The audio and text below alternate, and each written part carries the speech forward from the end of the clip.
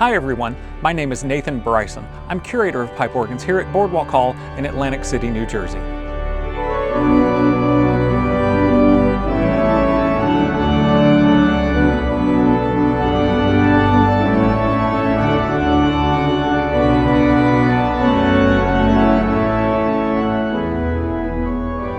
Today we're going to take you on a tour of the choir division. The choir division is located in the left forward chamber, immediately adjacent to the left stage chamber.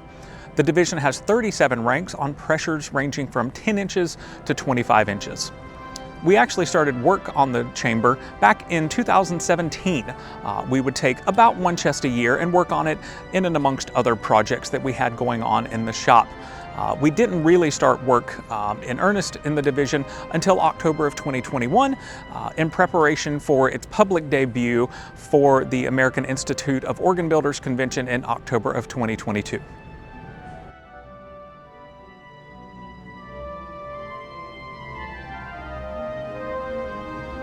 I'm standing where the original low pressure swell and choir blowers were.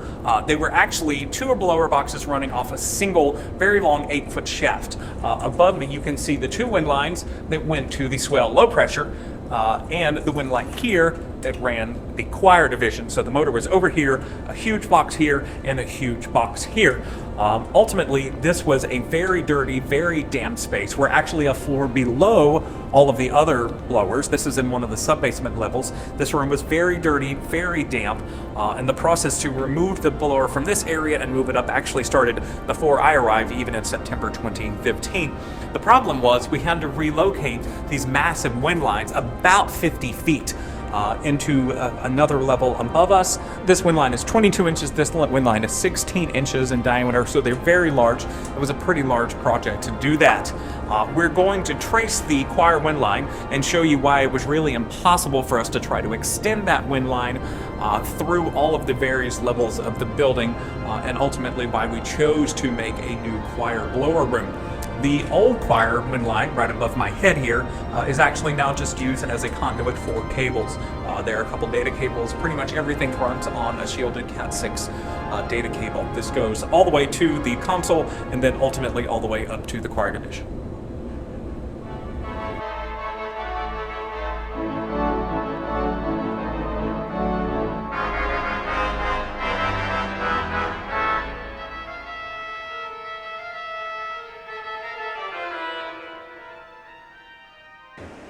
We're now in the lowest level of the swell division, in the left stage chamber. The choir wind line actually came up 4 floors from the blower room where we just were and entered the chamber in the base of the swell choir division. It ultimately came through the swell choir division all the way through the swell division where it ran in front of these bases of the 16-foot double trumpet. It left the swell division and went through the pedal left. It ran right behind the pedal 50-inch pizzound to the front of the chamber where it exited to the chamber where it actually went to the relay room that was underneath the original bleachers.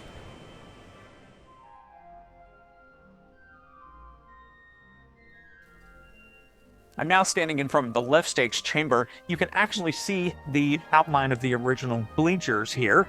The wind line came out under here, went up through this negative space to the arch right next to the choir division. You can see all of the decorative grillwork of the choir division and see how close it is to the left stage chamber.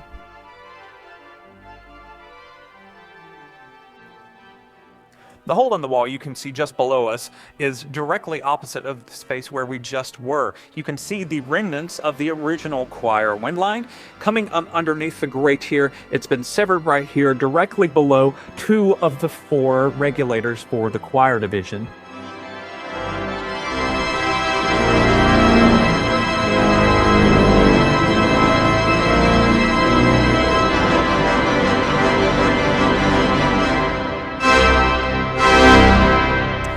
The new choir blower room was actually one of the original dressing rooms for the hall. We were given this space in order to have a new blower room directly adjacent to where the regulators are now. We did a lot of renovation, a lot of work to make this room clean. but especially to make it quiet. We're just on the other side of the wall from the arena. We did not want all of the noise from the blower transmitting into that space. So if you actually walk into this space, you will see there are sound absorbing panels on the walls, there are sound absorbing panels on the ceiling. So it's a very quiet space, even for a massive blower here. You can see the large wind line provides all of the wind for the low pressure side. Most of the choir division is on 10 inches of wind. There is a small wind line here that provides the wind for the 25-inch reeds. Originally, the whole choir division ran on a single pressure that came up from the basement. Ultimately, they were not able to get the 25 inches to run the reeds, so they had to revoice the choir reeds down to about 20 inches. Because we were able to get that pressure, we actually took the reeds back up to their original pressure.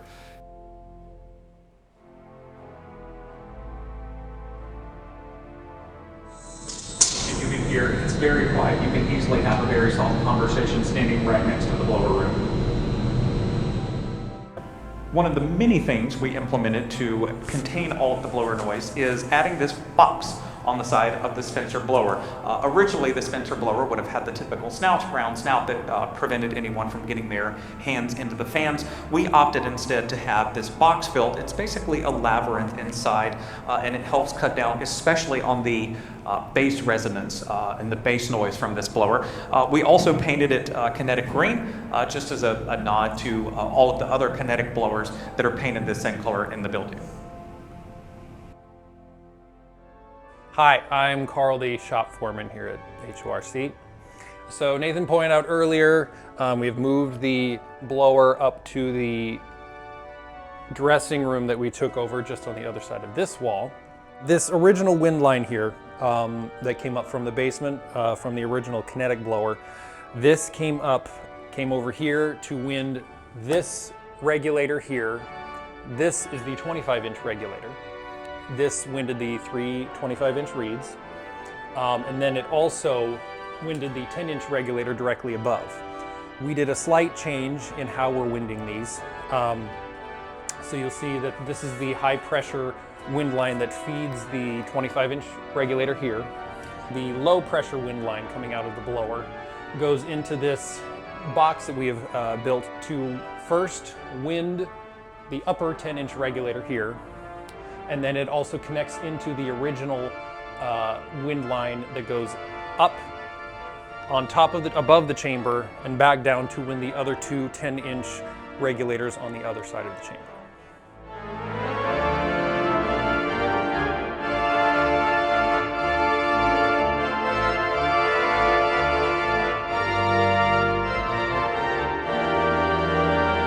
As soon as you open the door to the choir division, you're actually immediately greeted by the basses of the 16-foot Dulciana. The 16-foot Dulciana is one of several unit ranks in the division. The Dulciana, the 16-foot Melodia, and the 16-foot Tromba are all unit ranks. Directly behind the 16-foot Dulciana, you can see the two longest notes of the 16-foot Melodia laying horizontally on the choir floor.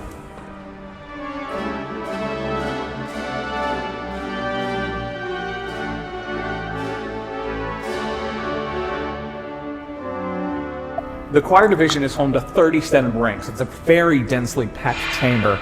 These side chambers were never intended to even be here. The original proposal called for all of this pipework to be in the left stage chamber with the main organ. But once those chambers filled up, they actually took over this hallway space and created organ chambers out of what was originally just intended to be passenger areas for people walking throughout the hall. So you walk directly into a chest of color reeds. These color reeds are all on 10 inches of wind.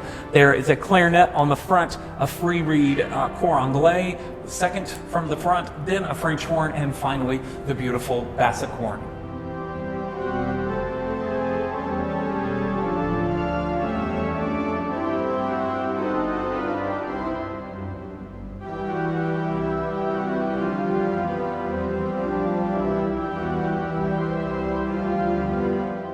There are 6 pitman chests in the choir division. 4 of them are very large, 2 of them are smaller. The upper pitman chest here actually has a unit rank on the back, the Philomela. On the pitman chest itself, the 2-rank Voix Celeste, the 4-foot Fugara, followed by a very interesting 3-rank flute cornet. The middle pitch is actually harmonic.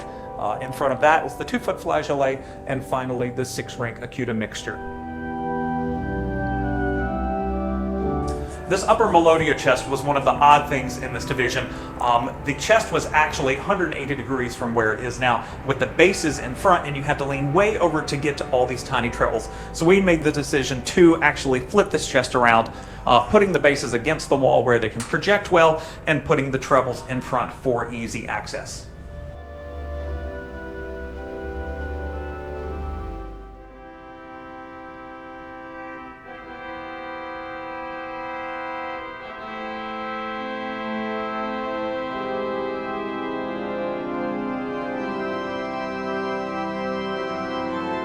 On the lower level, in front of the Acuta chest, are the high-pressure reeds and 2 of the Gims horns.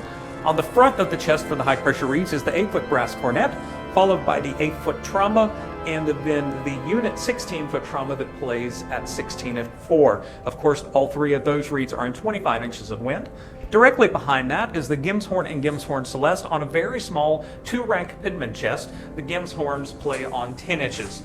Now, to my left are the bases of the 16-foot tromba and the bases of the 8-foot Philomela. Now, kind of unbelievably, behind this wall of 8-foot wooden bases, there is actually a 16-foot trombone. I'm standing next to the tallest pipe. It goes all the way down to the offset chest on the floor. When we took these 8-foot bases out, the 16-foot reed started to fall on us. They never had any racking originally, so we had Bill Bonner build beautiful new sky racks so that all of these 16-foot reeds are safely locked in place.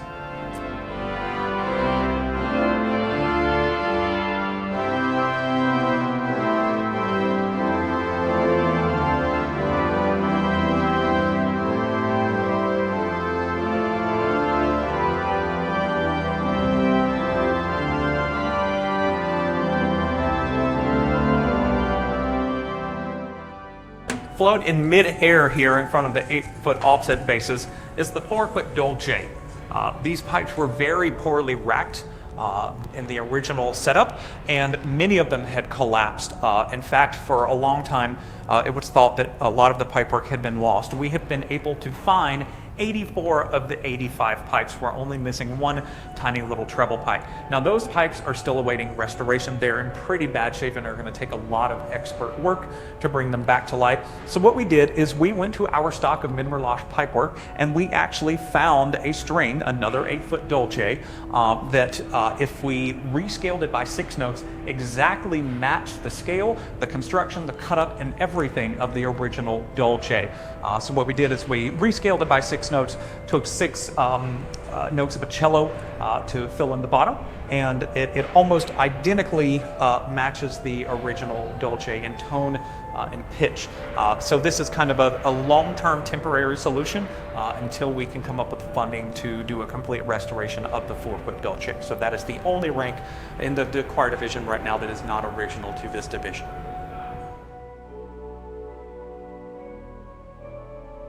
Because of the construction of the choir chamber, there's not a lot of room for 8-foot bases, but there is a little bit more ceiling height in the center of the neighbor. So Midmer-Losh combine all of the 8-foot bases into this one space. And you've got the 8-foot octaves of the French horn, first and second diapasons, the dulciana, the 8-foot viola, the 8-foot melodia, and the Philomela. Now, in front of this is the top of the 16-foot dulciana. You saw the base of that when we came into the chamber, and you can see the 16-foot bottom C even had to be mitered to fit in this space.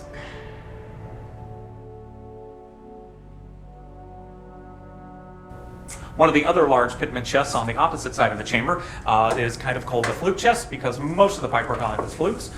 The back rank is the concert flute, beautiful open wood harmonic wooden flute. In front of that is the flute Overture.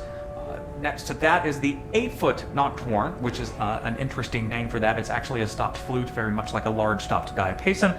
In front of that is the 4-foot spindle flute. The Undamaris, which many people would associate with the dulciana, but in fact it is the celesting rank for the concert flute, a beautiful haunting tone. And then finally, the oddball on this rank is the 8-foot canura.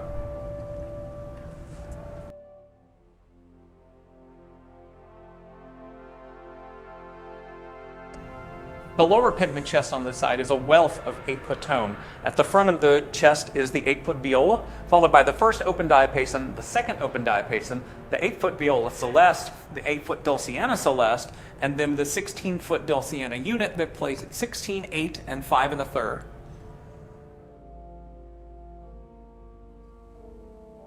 Midmer-Losh was pretty ingenious at packing bass types into every available space. Just to my right are the 16-foot faces of the Melodia. In front of that are the open bases of the 8-foot concert flute. Behind me are the soft faces of the Undamaris. So that celesting rank had the open 8-foot for the unison pitch and a stopped bass for the celesting pitch, which is kind of interesting. Directly in front of me are the very large scale basses of the 8-foot nocturne.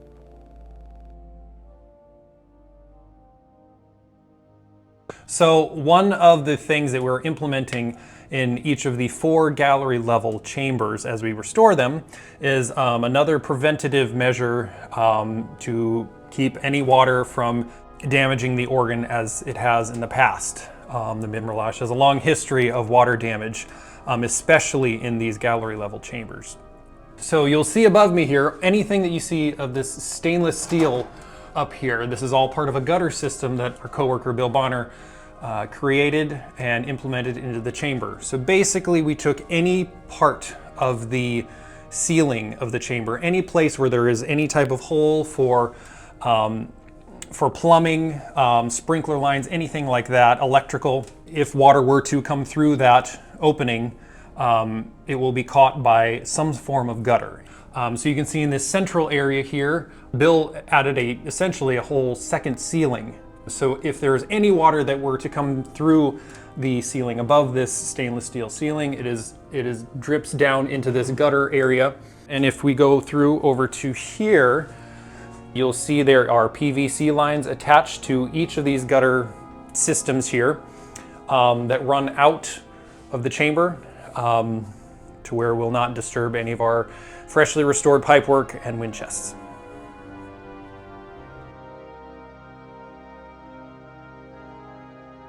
So there's been a few things that we've done, either added to the chamber or modified to make working in the chamber easier. One of those things you'll see here, there are, I think, 5 of these throughout this chamber, hot wires. Those were used in the original organ.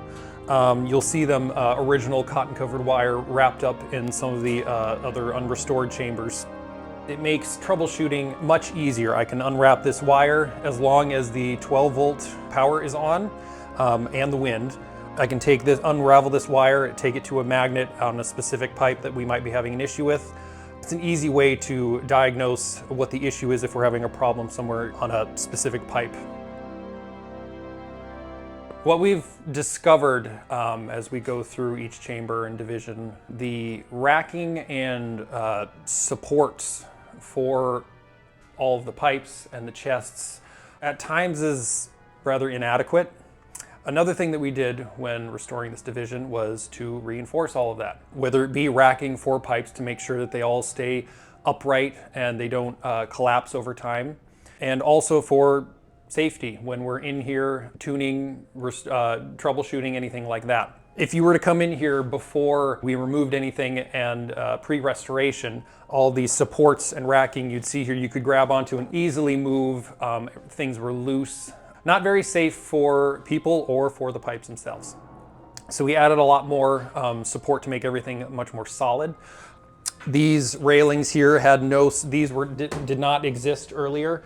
These railings were largely inadequate, did not do much as far as keeping people safe from falling on pipes or anything like that. So these were added. They're also Very handy for when tuning the two extremes of the wind chest here. Another area that we did a slight modification were the swell shades. So originally, many of the divisions in the organ used aluminum swell shades that were hollow. It was basically just two thin sheets of aluminum with about an inch gap in between them. The original idea behind this, Senator Richards thought that he wanted these so they would react very quickly and that they would allow sound not only in between each shade but through each individual shade as well. Both of these things were true. They did allow sound through the shades and they did respond very quickly because of how light they were. However, they were not very good at keeping sound in, which is the whole point of them. So our slight modification that we did, if you see here, this section right here is the original shade, the hollow shade with the aluminum on either side. We have added in this inch-thick MDF here. In other previous divisions that we have restored, we have used plywood, inch-thick Baltic birch plywood.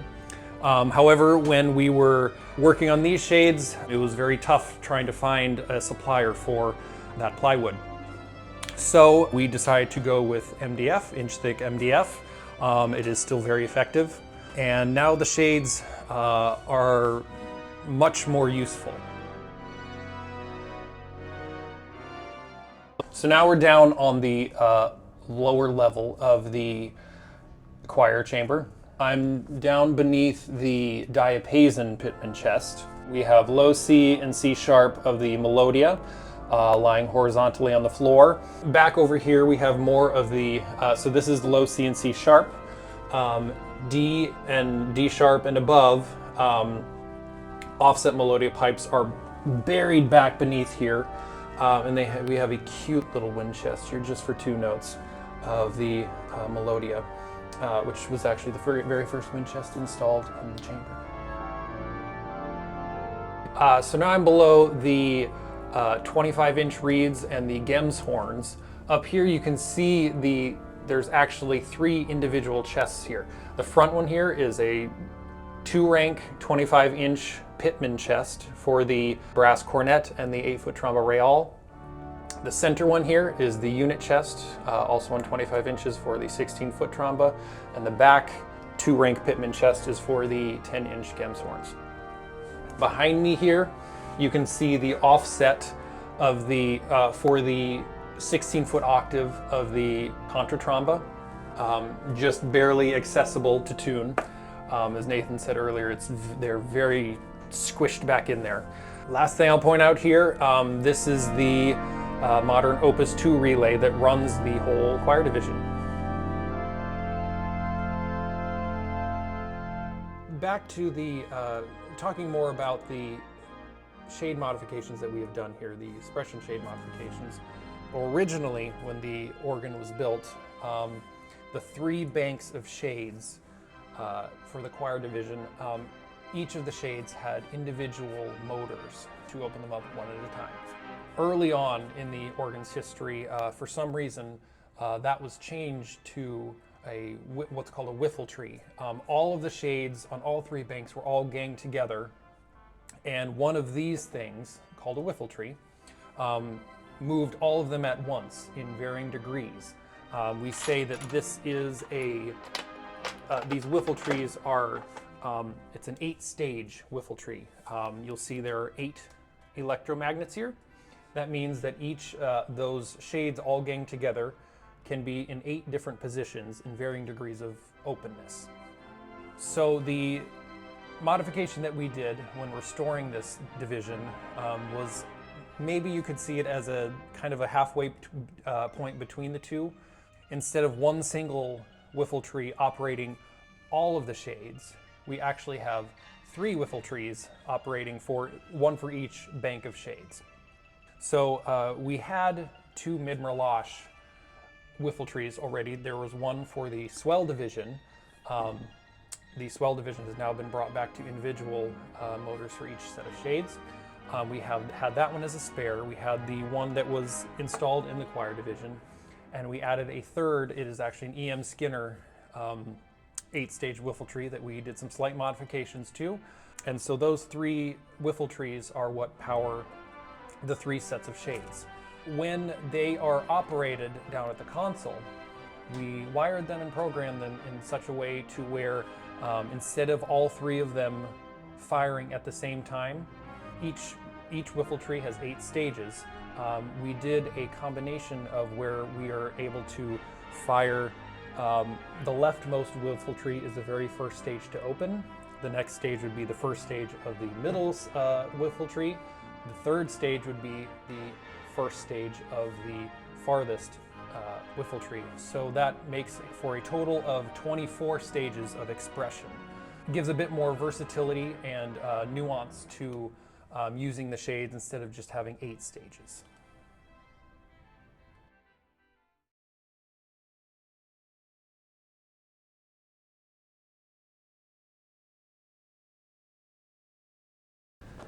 Hello everyone, it's Nick Myers from the Tonal department here at Boardwalk Hall, and it's a wonderful quiet evening, and it's my honor to be able to show you the new sounds from the enclosed choir division. This division is quite extensive with a lot of wonderful colors, some beautiful color reeds, some 5 actually, celestes, and just a really beautiful assortment of enclosed accompanimental stops. So I thought we'd start today with the first diapason. There are 2 8-foot diapasons within the choir division. Both of them are not huge in volume, but they're both very beautiful nonetheless. Here is diapason 1. This is more of a warm, almost phonon style diapason.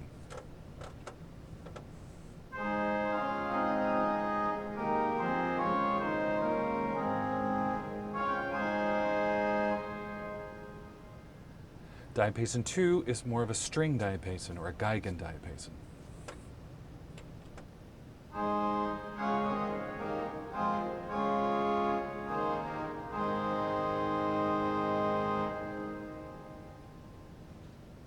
Now if you notice, diapason 1 and 2 are not super different as far as their volume goes, but I'm going to play diapason 1 and then I'll change it to diapason 2 and you can hear the differences in their tone.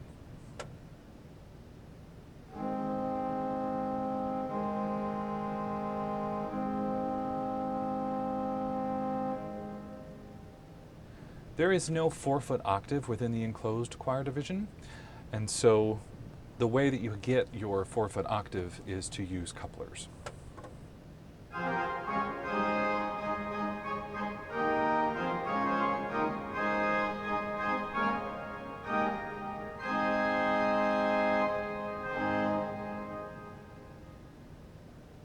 That's all for diapasons actually in the enclosed choir division. So now we go to the melodia. This is the part of the flute family of the choir division. The melodia is actually kind of a chameleon stop. It can do several different things. It's available in multiple different pitches. It's available at 16. It's available at 8 foot. It's not available at 4, but it goes up to 2 2/3 and 2 foot. So this is the melodia 8 foot by itself.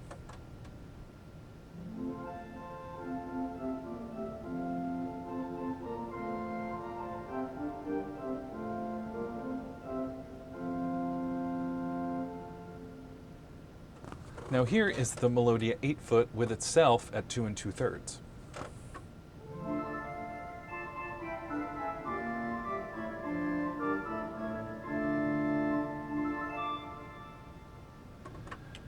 And of course you can get it at 16.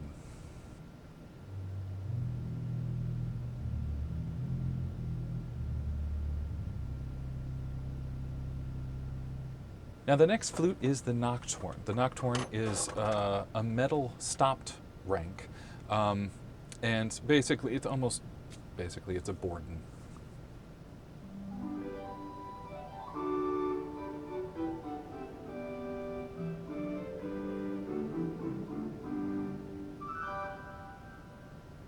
That also goes really well with the 2-foot melodia.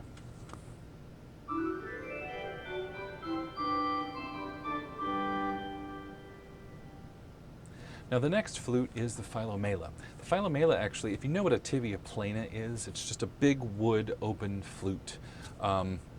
It's very fundamental heavy. You could call it the solo flute of the choir division.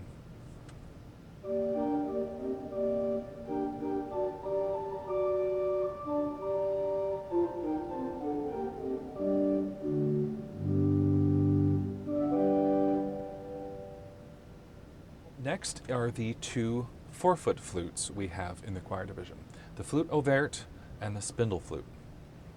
This is the flute ouverte.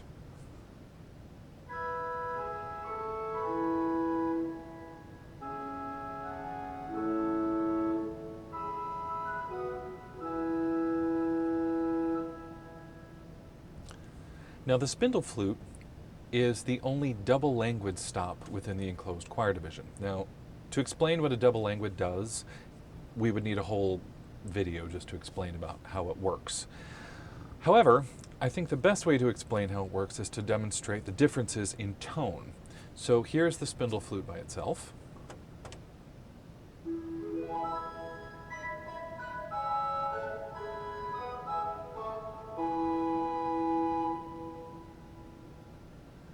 Now you'll notice that tone is quite a bit more focused. It has almost a piercing resonance to it.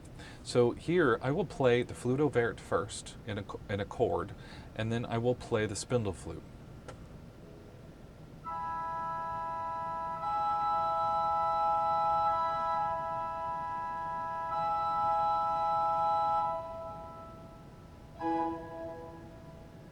The spindle flute also makes a really good 4-foot pairing for the philomela.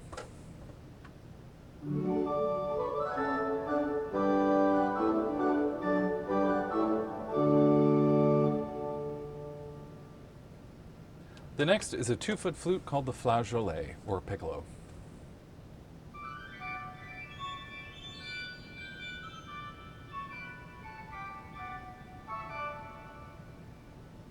Now the next stop is a bit of an oddity. It is a 3-rank flute mixture. This is a beautiful color stop if you'd like to add it to your flutes. It is basically made up of a harmonic flute and 2 open flutes, and is playing a triad basically every note that you play. So this is it by itself.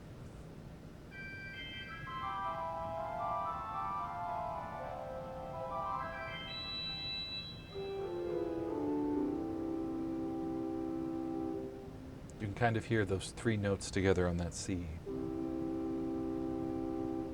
It's just playing a triad the whole time. So if you put that with, like, for the philomela, for example, you basically get a cornet.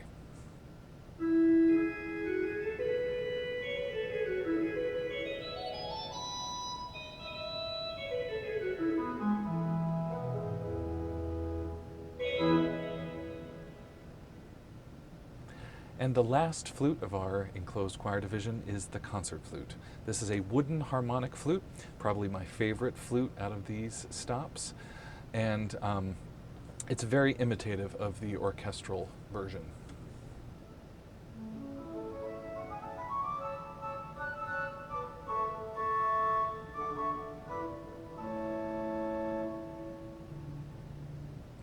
Now we come to the 5 pairs of celestes within the enclosed choir division.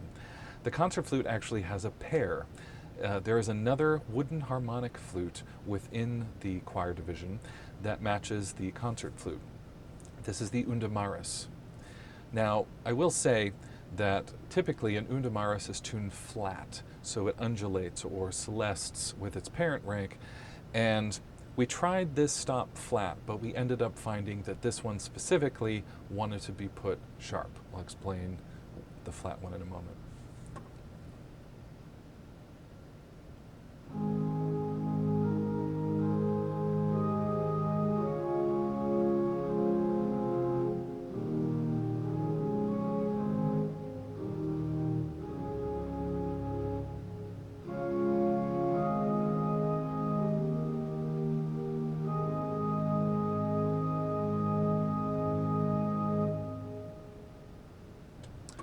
And just for fun, I'm going to couple down the harmonic flute celeste from the Swell, which is a metal harmonic flute celeste, and the pair of them is quite delightful.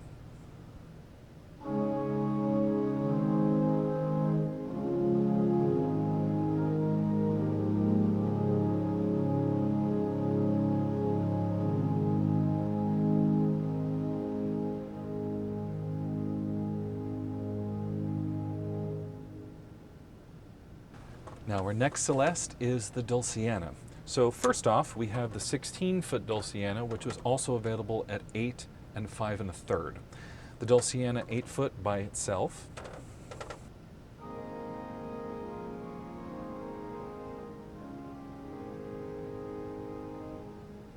And with its 16.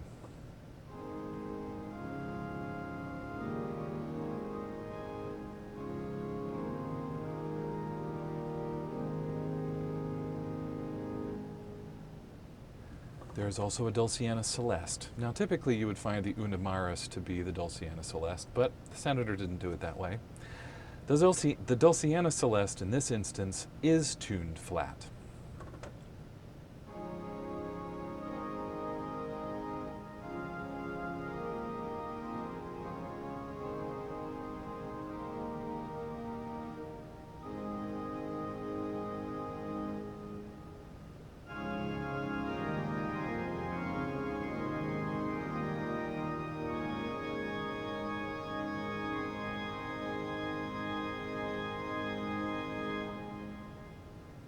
Now before we move on to the next pair of Celestes, we should look at the other stop that's available in the Dulciana family, the 4-foot Dolce. This is available at 5 pitches.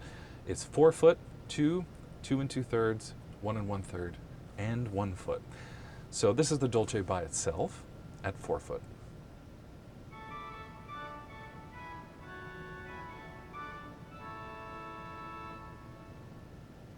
Now here's the 4-foot Dolce with all of the other pitches. You sort of get like a mixture quality.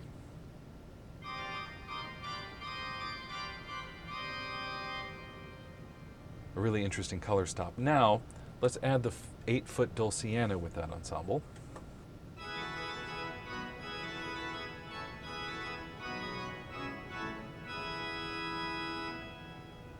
It's almost like a church organ playing in the distance. Now here is the Dulciana and the Dolce available at all the unison pitches.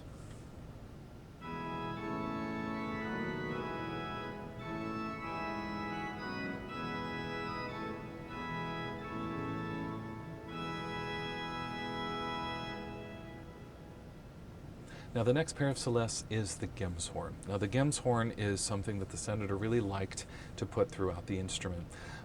These are not what you'd think of in a neo-Baroque organ type of Gemshorn. These are quite large in scale. Interestingly enough, the choir Gemshorns were intended to be the biggest set of Gemshorns in the instrument. However, that didn't end up happening, and these are actually the quietest set of Gemshorns in the Midmer-Losh. But still they're beautiful and very accompanimental. They go really well with the Dulciana. So here's the parent Gemshorn by itself.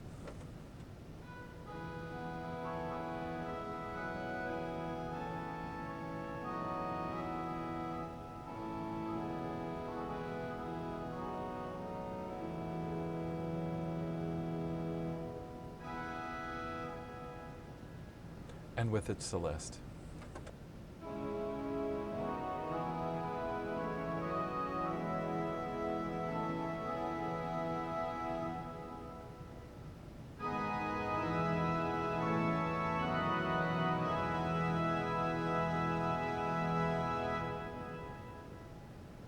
Now that pair pairs really well with the Dulcianas in the division.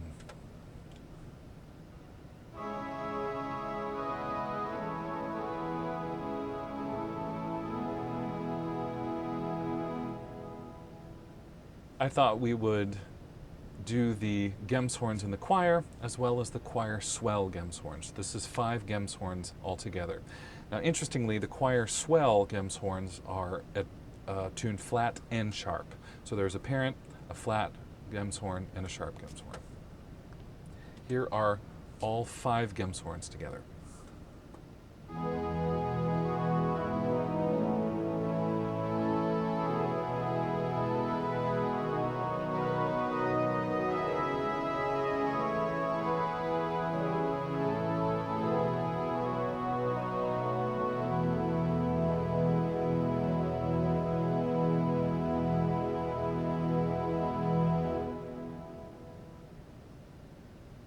Now, just for fun, I thought that we could put the Celeste that we've gone through so far with the harmonic flutes in the Swell to play for you a sound that is very unique to the Midmer-Losh.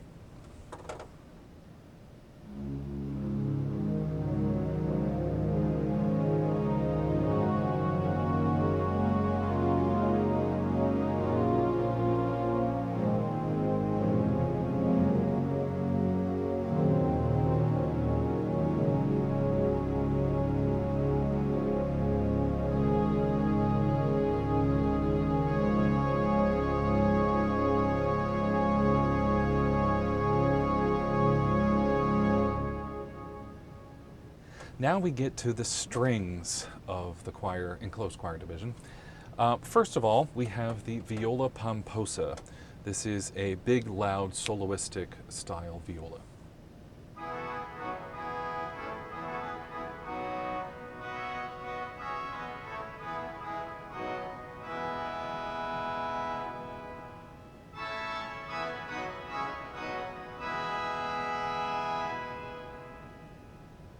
There's also Celeste with that viola.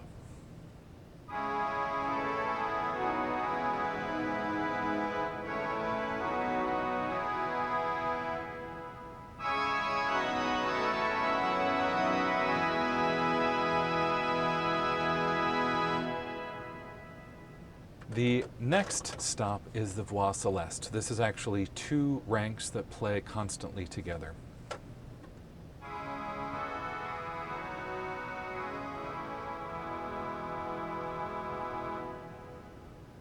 Here are all of the strings of the enclosed choir division.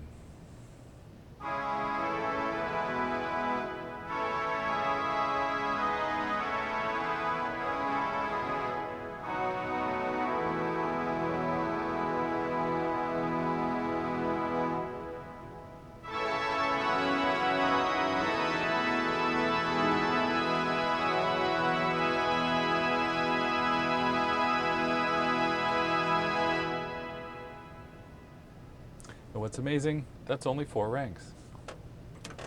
All right. Now, there is a 4-foot string within the division. It's called the Fugara. It's a really good tuning stop. It's very potent.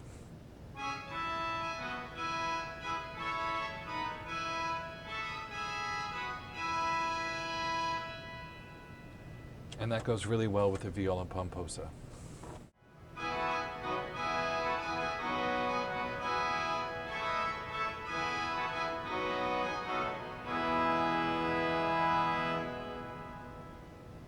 Now we get to the color reeds.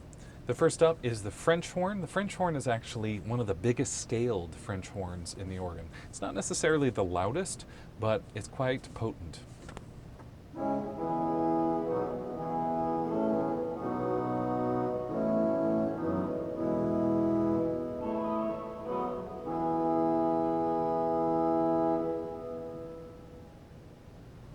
Next is the clarinet.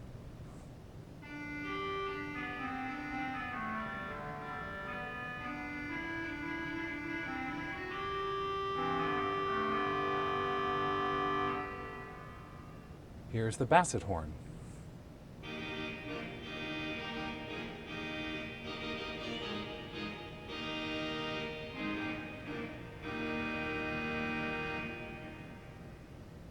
And the last color reed is the cor anglais. Now this stop is actually one that's from the Gottfried Company. This is a free reed stop.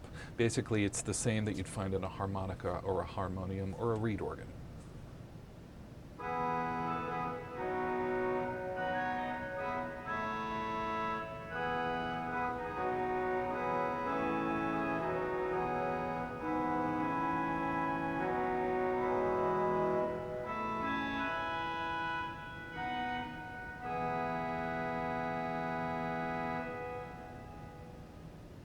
And I guess you could call this a color reed. This is the canura.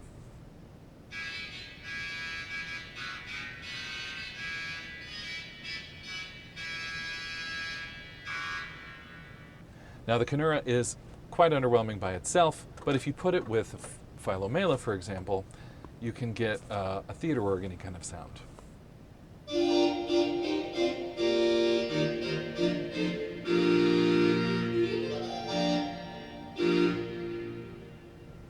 there's a reason why the Curator is on the flute chest. Now we come to the high-pressure reeds of the enclosed choir division.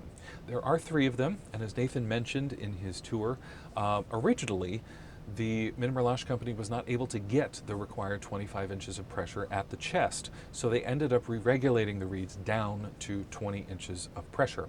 Since we were able to get 25 inches with the new blower, we decided to put the reeds on their originally intended pressure, and they are quite thrilling. So here is the brass cornet. Now this stop was purchased from the Gottfried company, is quite beautiful and stunning to look at, and is quite potent in the room.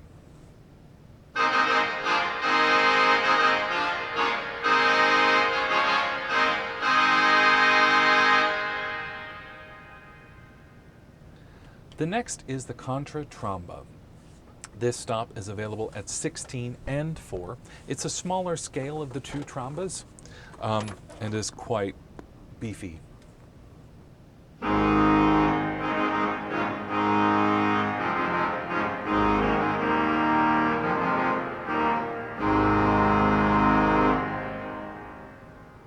Here it is with its 4-foot.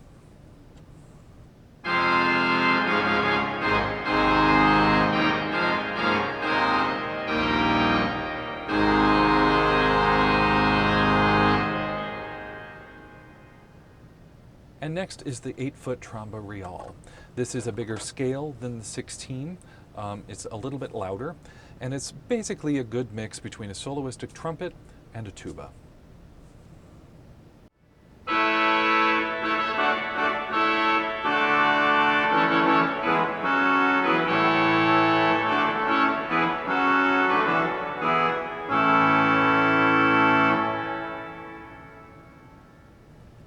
Here are the 2 trombas together.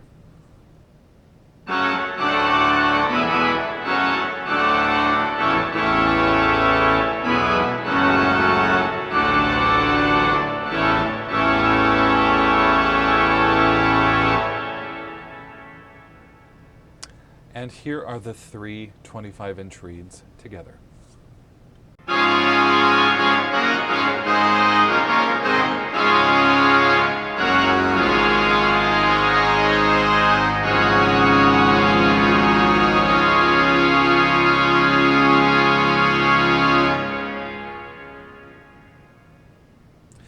Now we come to our last stop in the enclosed choir division, the Acuta mixture. Now this is the highest pitched mixture in the entire Midmer-Losh organ, so it is quite a joy to tune.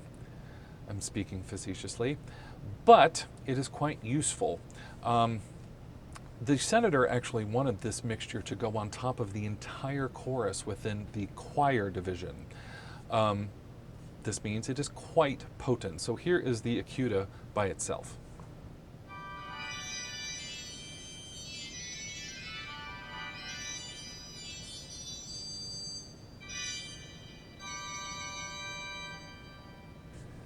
Every single dog in Atlantic City should be showing up in a few minutes. However, the Acuta could also be used, some people have used it successfully as a color stop. So here it is with 2 of the 8-foot flutes.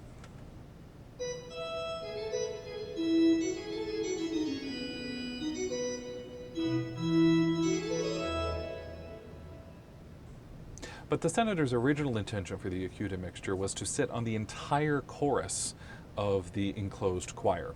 So here is basically a big chorus, including the 25-inch reeds in the enclosed choir, and I will add the Acuta.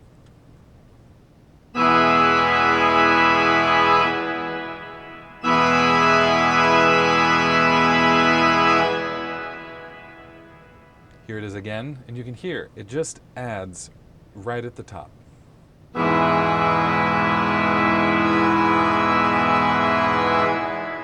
Just a little bit of clarity at the top. Now I'd like to do a quick demonstration of a crescendo with the stops of the enclosed choir.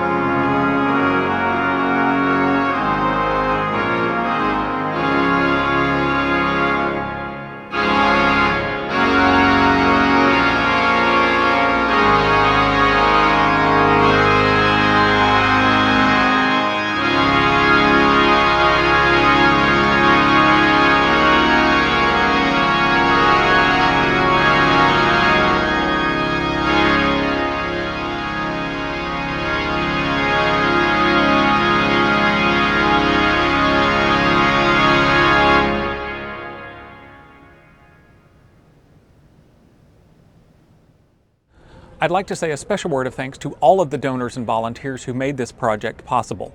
To find out more about this project and others, please visit our website at www.boardwalkorgans.org.